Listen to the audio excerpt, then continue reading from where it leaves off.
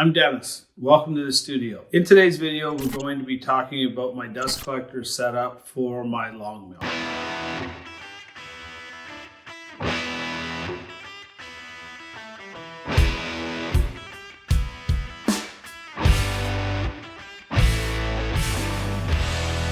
One of the things I noticed about this wall-mounted system is this mounting bracket here for the dust port. What you'll want to do if you get a system similar to this is to silicone this all the way around. I noticed there was an air leak on here, so by adding the silicone, it sealed up the leak. It's just a small design flaw with this particular system. Now, because this is wall mounted, we will have to make this removable because we need to take the whole canister down to empty it out. So it's important that we make this so it's easy to disconnect and reconnect to the system. Now we will, because we're not having a hard lock on here, we will probably get a little bit of leakage, but as long as we have most of the leaks covered, we should be okay to be in 140 to 150 cubic feet per minute. The other components of the system that I have are a 2-inch dust line connecting the dust collector to the Longmill dust shoe, as well as in the back here, and we'll take a closer look later, I've got an IVAC switch so that when I turn on my spindle, the dust collector will automatically turn on. One thing you'll notice on the setup here is I've got a pipe coming out of the wall here.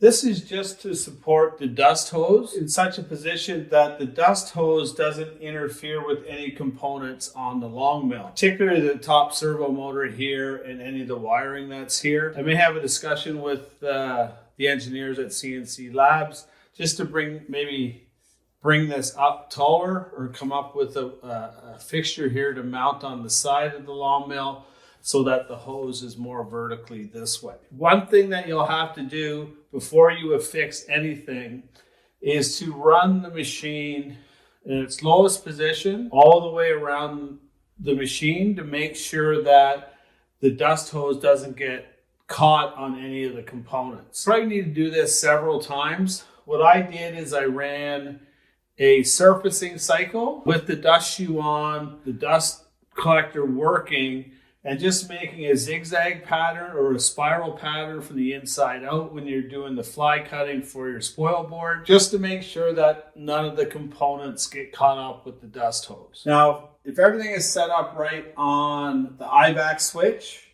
when I turn the spindle on, the dust collector should turn on automatically.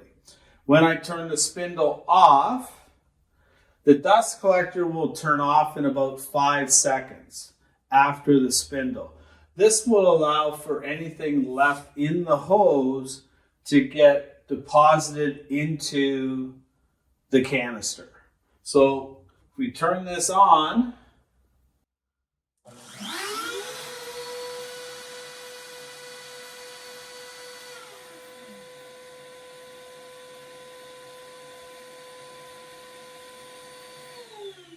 so you could hear that there was a delay between the spindle stop and the vacuum stop. So what I can do now is just override the vacuum switch by turning the IVAC switch to on. And what will happen is the vacuum will automatically come on. You can see I've got some dust here.